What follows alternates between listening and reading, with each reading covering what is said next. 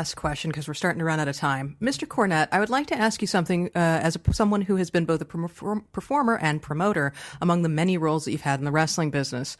Do you think it would be a positive thing if professional wrestlers formed a union? I know some former wrestlers such as Terry Funk and Bret Hart have spoken favorably about the idea of a wrestlers union, but I'd like to hear your opinion on the idea, and that is Jeff from Southampton. Well, this is sort of like one of those Hall of Fame questions, because we're talking about something that's never going to take place because the guys will never stick together. And truthfully and honestly, now that there's only really one place to go to make any kind of big money, it's more unlikely that this will ever happen than ever before. But when you think about it, actors have unions, athletes have unions, stuntmen have unions. By any description of what you can say that pro wrestlers do, other people that do it in just not in a ring have a union.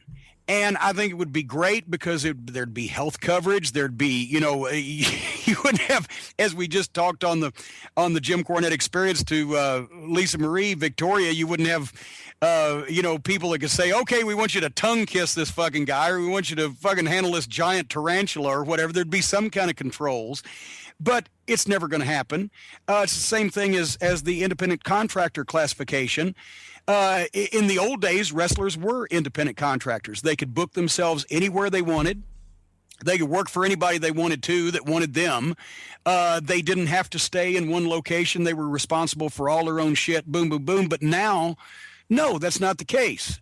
You can't fart in the WWE without asking for permission. They tell you what to do and what to say and where to go and et cetera, et cetera. So, of course, you should be an employee, but that would throw the tax structure and all this other stuff, and it would cost the company a fortune, and that's why it's never been done, and they've fought vigorously any attempts for that to be done. But so, right now, basically, wrestlers, if you get over and you make money, take care of yourself. If you don't get over and you don't make any money, you can't take care of yourself. And wishing for a union, well, I can wish in one hand and shit in the other one, see which one fills up first, because it's just never going to happen, because anytime it's been tried in the past when it would have been probably easier, the boys never stuck together, and generally one guy stooged them off.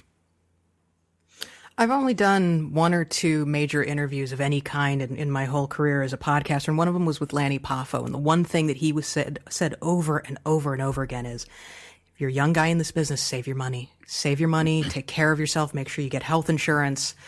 You need to protect yourself. It was so important to him, and it makes well, yeah, so and that's sense. also good. His father, Angelo Poffo, in ICW, the promotion they ran down here in Kentucky back in the 70s and early 80s, Angelo Poffo's gimmick was the masked miser. Just, literally, he was the kind of guy, he would go in a restaurant and order a bowl of boiling water and put ketchup in it to make soup. He was so tight. So Lanny got the genes naturally. But, I'm not talking about, there's some unions that are it's just bullshit. It's just a con job. A union building where nobody can carry it. We went in one in New Jersey one time. I can't remember. It might have been Atlantic City, the convention hall. But we were going to have a production meeting, and we didn't have enough chairs. And I asked a guy that was in the meeting, one of the technical crew, I said, here, let's go downstairs and carry up a few of these chairs for the rest of the people so we got a place to sit. Oh, we can't do that. What do you mean? This is a union building. What's that got to do with it? If they see us carrying chairs around, they'll shut the whole thing down. It's a goddamn work, especially up in the Northeast where everybody's fucking crooked. And the Jimmy Hoffa thing, the unions, the Teamsters, the whole nine yards.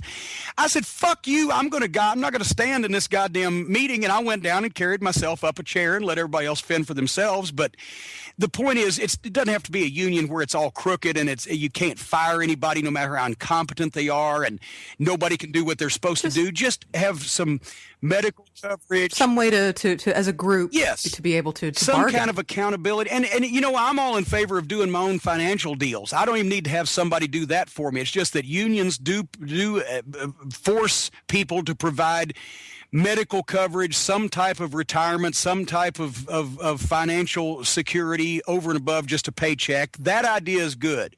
Doesn't have to be the goddamn world's strongest union, but some way, shape, or form. But much like the promoters that tried to fight Vince McMahon and couldn't agree on what to have for lunch, the boys can never get together and it's an old saying in the business, and it's always true. The boys fuck up more shit for the boys than the promoters do, and they generally do.